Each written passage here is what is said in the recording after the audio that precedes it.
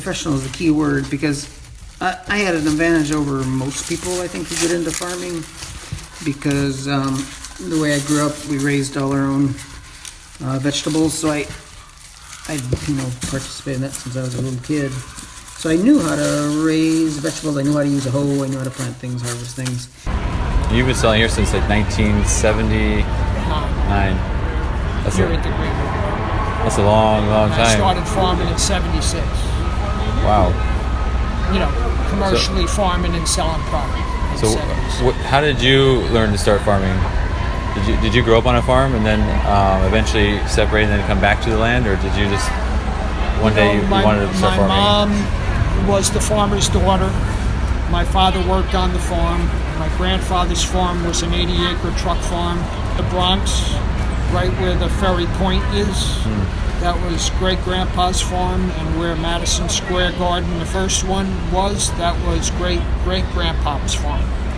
My earliest recollection is following him through the cornfield, and my job was to pull the tillers off. I think he was just making work on, but back in that day, it might have actually been the cultural technique to growing sweet corn, is that the little suckers that were growing on the side you pull off to get all of the energy into the ear of golden bantha.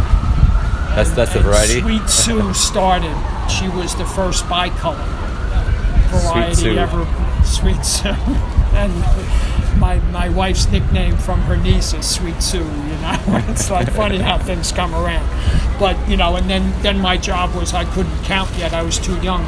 My older sister, she took care of the money. We sat on the back of the pickup truck, and if a car was going past on the road, I'd have an ear of corn waving in the friggin' air, trying to stop the car to get him to buy some corn,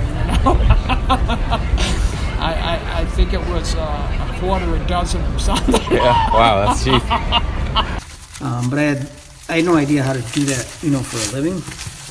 So just questions like, how big is a bunch? How to use, what does a wash station look like? How clean the things have to be? How much do you have to charge for things? And then of course the commercial scale you have to have. So all those things on that farm. That farm's very, it was a farmer's. All he had was a farmer's market in New York City. It was very much, the type of farm this ended up being. So I was able to see all those things, and what kind of equipment. Introduced me to a lot of new tools that I didn't know about. I don't know that I had a real rational reason. I started being approached by people from France for internships, and there were 3 different agricultural schools in France that required their students, as part of their studies, to do out of their country and out of their language areas, internships, so that it was a multifaceted aspect. But all of those schools were actually, in France, you're required to do duty back to the country. And you have your choice of 2 years in the service or 3 years in their, what we would call Peace Corps. So these were students who were focused on the Peace Corps aspect of it. Oh, and the Peace Corps would come to the farms and learn how to farm and then bring that back to France? Well, they would, number one, learn how to live in a place where they didn't speak the language of the people, and at the same time, if they were learning about a new and different type of agriculture, which would be similar, and also learning the diverse number of crops, right? That I was growing even back then. So now we're talking in the 80s. Henry and Hiroko, I believe, came on the farm in 90, 91, 92, around in that time frame. So I'd been doing the internships for quite a number of years with the French internships. And I wound up with people coming from, I can't even name some of the countries that people came from. There were a couple of African countries. One guy claimed he was a prince, and he was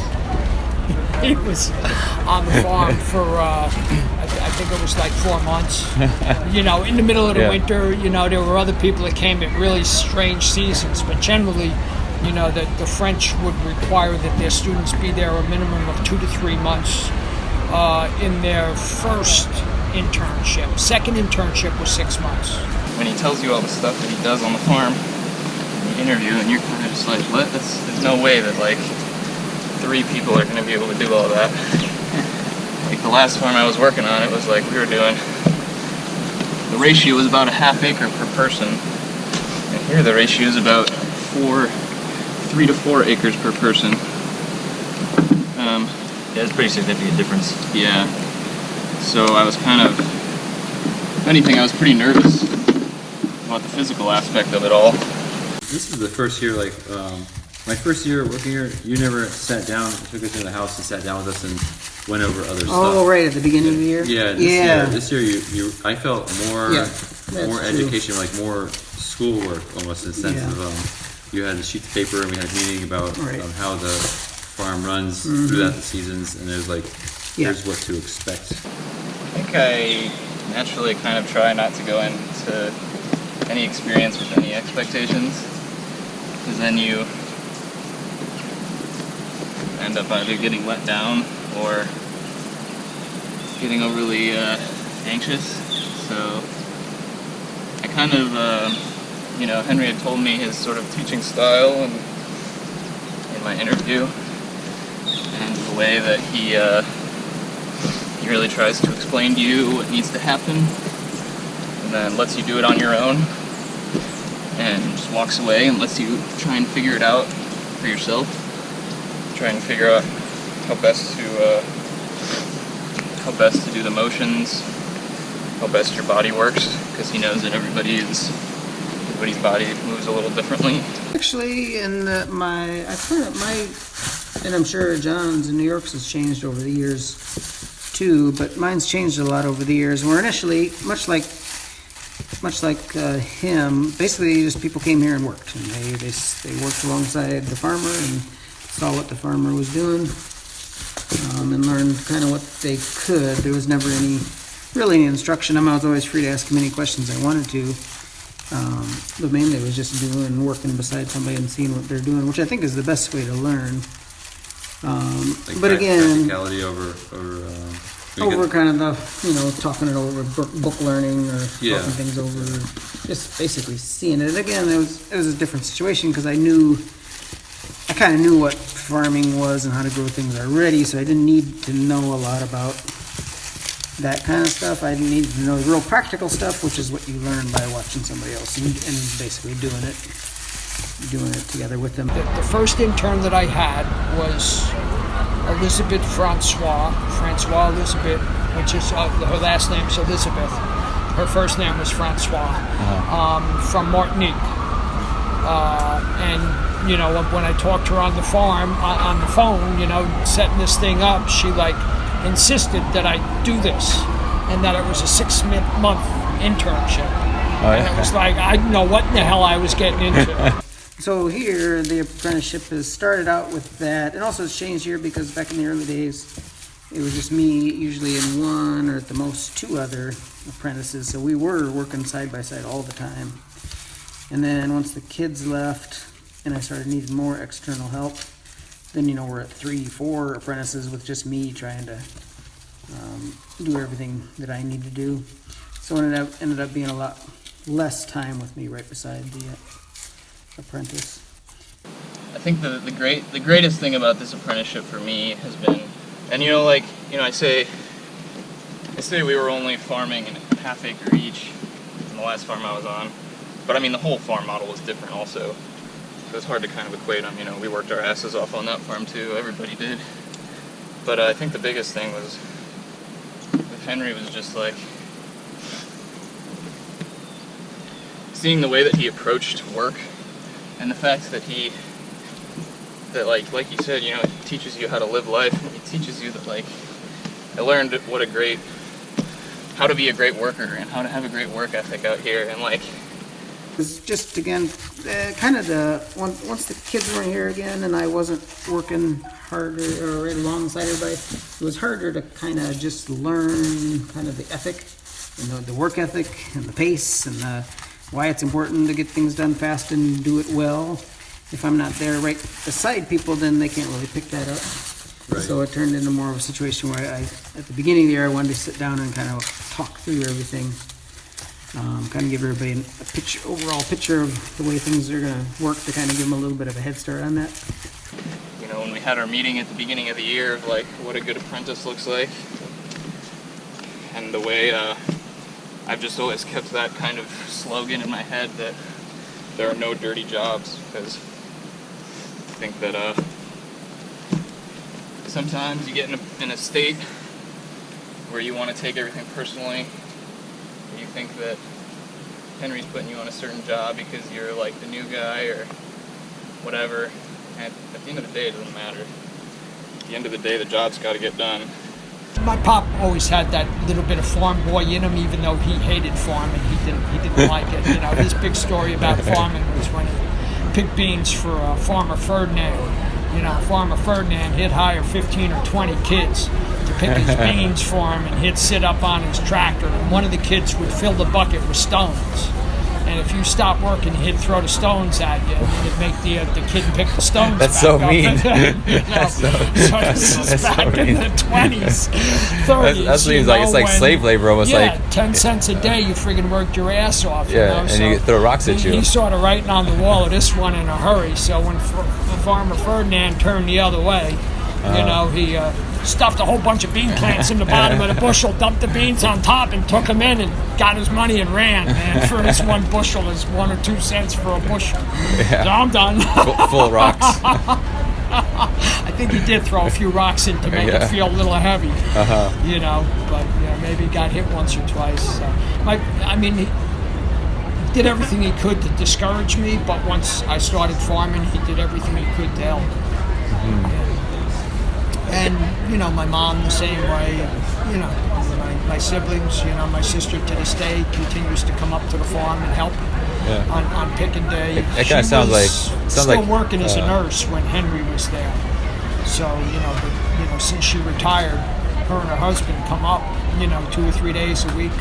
You know, help pick from market day to, you know, when my mom and Pop passed, you know, they were there with my kids too, kind of watching that and taking care of the farm while they're down here selling, opening up the greenhouses, letting the chickens out, pick the eggs, all of the things that need to be done, you know, whether you're there or not. You still need It kind of sounds like almost like Henry, where he makes farming as difficult as he possibly can, and the goal is like if his interns and apprentices, if they work through that and they become better, when they go on, they can do their own techniques. But if you can break through that wall, he knows that the success rate of the people he's training are actually going to go on to be farmers for more than 5 or 6 years, as opposed to like 1 or 2 years and they realize, I hate this, and then they leave. So like I kind of see that, like when your dad was discouraging you a lot, but then when you broke through that and you became a farmer, he encouraged you. Well, that's the thing. I don't want people to leave here, think they're going to be a farmer, and then start farming by themselves and be like, oh man, this is way too much work. Or this is a lot harder than I thought it was going to be. Or I got to put in more hours than I thought. I can't do my music on the side. You know. Yeah. I don't want them to find that out after they left here. I don't want them to find that out after they've left here. I want them to find that out while they're here, so they're not. I don't want them to come back later and say, hey, I had no idea it was going to be this hard or whatever. Yeah. Yeah, and then I told people, you know, and the reason I'm not paying you overtime or whatever for those extra hours is because when you're farming by yourself, you're going to put in those extra hours and you're going to have no idea if they're going to pay off or not.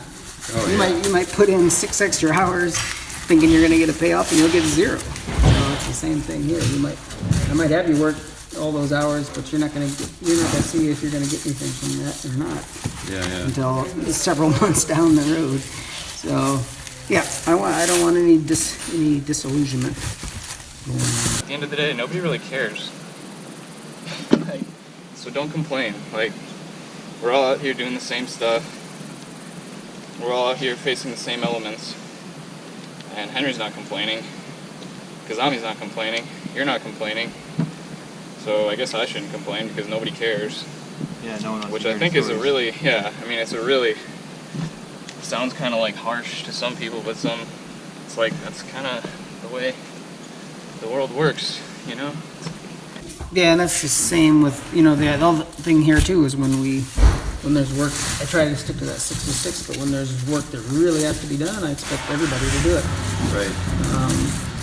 And I've had a little bit of complaining about that why aren't we being paid extra for the extra work that we're doing if we have to work overtime or we have to put in a Saturday to harvest before a frost. That's also part of life, because let's say you're running your own farm and then you have to work past 6 because the rain's gonna come and you need to get you need to get a few things in the ground, and it's like that little extra effort. It's almost like you're subconsciously training people to put more effort in to then get bigger benefit. And Right. a lot of people just give up. They're like, oh, I didn't get it done at 6 o'clock. Yeah. I stop. 6 o'clock, punch the clock, we're done. That's one of the biggest parts to your apprenticeship. It's like that subconscious education of we're gonna stay later, or You do something when you gotta do it, no matter what. today we're gonna start at 4 o'clock in the morning. Why we had to start at 4 in the morning? It's like because we're not gonna get it all done, and it's like you're gonna see the results in the end. But You ever keep in touch with any of your any of the interns or apprentices you have, or do they sell here at this farm too? There is one farmer. I always made it a stipulation with my interns, that there were thousands, if not tens of thousands, of markets. Please don't come and, I'm going to teach you everything and I want to do it unrestricted, feeling like I can't teach you everything.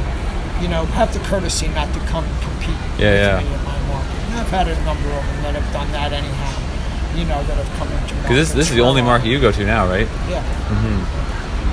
Yeah, so that, was one of my last interns, that left a real sour taste in my mouth when he started applying for the same market the same day. But yeah, it's I haven't figured it out for several years, but it's amazing the number of the rate of people who have left here and gone on and are farming right now. It's really a high percentage. Either farming or have some connection still to farming. Some people go to, I got one guy who's an extension agent, and like 3 or 4 people, they don't farm, but they help me at the farmer's market almost every week, so they're still connected somehow. yeah. But a lot of them went on to farm as well, and most of them, I think, are still farming as far as I know. I don't know many people who worked here and started a farm and then quit. So that's another good metric. The entire year, you have been the sorrel guy. I don't want to talk about sorrel. And so it's like your job, and it's like he teaches you something, and then that becomes like your job for a while. But after a while, when you own it, that's like your passion. That's I know you build up to something. That's like, if that's the area that becomes really tough and hard for you to overcome, I feel like he puts you on that station a lot. So like, and it's not just sorrel. It's like, for me, it's dandelion. Dandelion is very hard, and it's for him to continuously put me on dandelion. Eventually, I'm gonna overcome it and I'm gonna get through it. What I've heard from most other people who've been on other farms is it's a lot more work here, and I'm glad to hear that. Because the only way you're going to make a living at this is if you work incredibly hard. If you're doing this kind of a farm, there's other ways to farm, Yeah. but this kind of a farming, you can't do it unless you're going to work really hard. Not just put in the hours, even. Not just putting in the hours. You got to get a lot done during those hours. Right. I think like too the way you designed your apprenticeship, your success rate for turning out the next generation of farmers is actually higher than if you were all mamby-pamsy, like being a baby them too much. Like you're actually like pushing them into the fire, and then letting people figure it out. Right. And if you're on your own farm, you're only going to make the amount of money that for all the effort that you're going to put in there. And so working out here, you really get to test yourself and become somebody that you didn't know you could be. Absolutely, and I think like anything in life, the experience is what you make of it. in that area, it was very much of a redneck area, and I just moved in. And I look very much like I do now, and I didn't realize when I bought the farm that Woodstock was in Bethel, New York, which is the next town. So I'm stepping into this hotbed where 500,000 hippies descended on him and friggin' like immobilized the whole friggin' county, Oh, man. and like I'm a hippie coming to farm. One thing I think is pretty amazing, when I was running around the market, so I just got here like an hour ago, and I'm walking around, like Henry said, just walk around the market, you'll know his stand when you see it. So I walk around and I see all of these wooden crates everywhere. I was like, this has got to be the one, right? Like, because his stand looks identical to yours, and it's like there's this transferring of knowledge is like replicated in the way. And then, I've had one person accuse me of copying him. oh yeah, okay, copy him. He told me about I the. put her straight, she was like, really? He told me about so like a long time ago they used to have onion farms, and the onion farms had all these plastic crates, and then when they started going out of business, you eventually got a bunch of these onion crates, and so you started using those. And he said that these crates were amazing. Like, they were super light, and they would sink in the water in the tank. Northern white cedar. Northern white cedar. Yeah. So it's dense, And you but can't it's get lightweight. It, so now my brother-in-law, see the new ones at the Go Farm. Oh yeah. My brother-in-law and sister insisted on building 200. 200 crates. Last year, 200. Yeah. Wow. Because, we were getting to the point where the old guys just you couldn't fix them. No one ever behind. And they were built so the bishop of the Orange County area, upstate New York, was endowed, I think it was 10,000 acres of swamp. Some rich person gave him a swamp back at the turn of the other century. And the Polacks were being persecuted, the Catholic Polacks. And he gave any Catholic family that wanted to come from Poland here, I think it was 2 acres. Wow. You had to dig your own ditches, and you could make a living on 2 acres of growing onions. And so they got hold of that little swamp area. Yep, and they dug the ditches and drained it, and it's up to 80 feet deep, muck in places. Whoa, that's deep. It's deep soil, it's very good grade up till 10, 15 feet. When it gets shallower than that, it's not very good. 8,000 acres of prime muck. Some of the best soil, the highest yielding soil for onions in the world. Mm-hmm. It was the onion capital of the world for years. Onions would not bulb like below, I think it was like Virginia, almost like the Mason-Dixon line. I think it was one line south of that. Yeah. And the further north you were, the bigger the bulbs would be in the shorter period of time. Because that's with the daylight hours too, right? Yeah, so that's the 38th parallel. I think goes right through Virginia and DC area. Yeah. That's about what it was. So now they have the graino types, that bulb down in Texas and on irrigated ground in California in the swamp. Yeah. I mean in the deserts and all of that shit.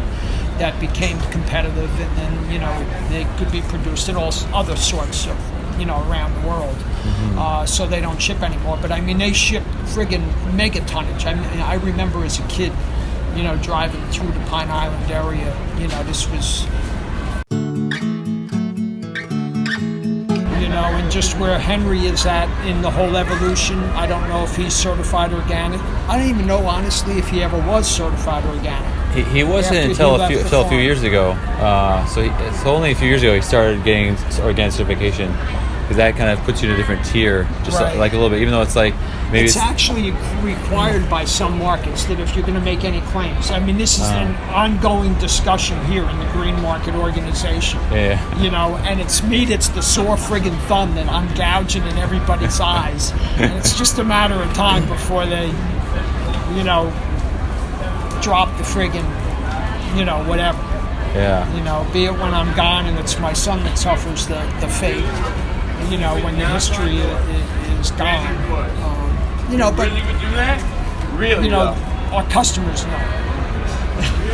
And they support you because they believe in you. And their children know. Mm-hmm. And their children's children know and come to the market. How much of it really meets the regulation. And we know how much of the regulation is controverted, the inclusion of 255 synthetic materials at this state. Right. It started at 142 and they've continued to include more and more synthetic materials. So that was my pet peeve, and that was one of 63 issues. So that's why I got ornery, and my family, we were in a situation where we didn't need it.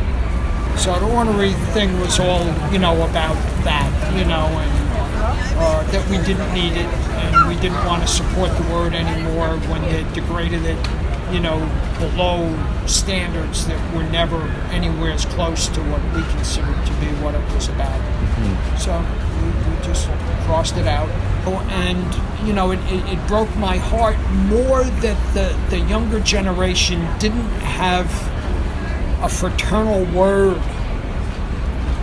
that if they were in the in crowd, they could use a word that people nationwide, worldwide would say, okay, this means something. Mm-hmm. And to me, it doesn't mean enough for me to want to be a part of it.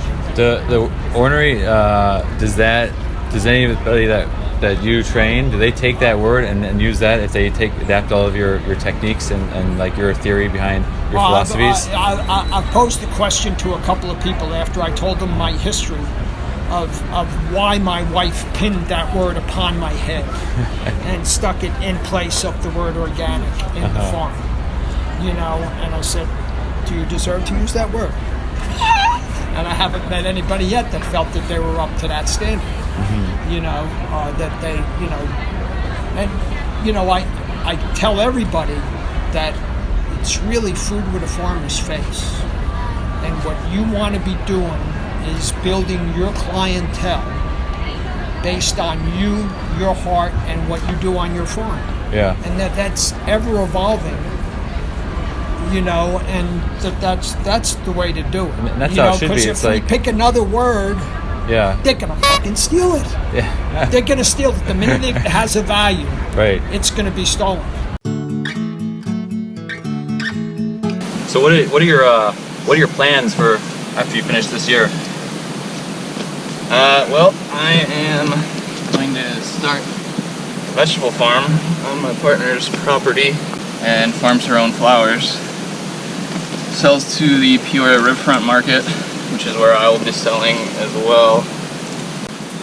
So I'll be joining her, and I'll be trying some of these techniques on my own. One of the biggest things about farming here is that you're always paired up with somebody else. I really enjoy being paired up with you because you're fast and you're like a silent worker. You don't like to talk while you're working, except for this interview. But when you're not paired up with somebody else, maybe you don't have that drive as much as you would normally have. How are you going to deal with that, like at your own place? That's a good question. And it's like when two people are working next to each other, it's not like they're competing, but it's like I don't want to get too far behind because then it's like the sign of weakness. Like I just want to keep going a little more, and two people can do like 4 times the amount of work. Yeah, and I think that you and I have gotten to a place where I don't know. I think that that can work really well a lot of ways, and sometimes it doesn't work really well because sometimes there's kind of a negative competitive energy going between the two. Yeah, that's I feel like part. I think you and I started at that point. We started negative? Well, I just think I was trying to prove myself, like any new person, but yeah, I think that you get to a point where there's just like kind of a positive energy that's pushing you and adrenaline that's pushing you. And that's a really good question because I am kind of worried about that in farming by myself. But I mean, I won't be by myself, But yeah, you'll be with Kira. Kira will be doing her own thing, but throughout the day, as will I.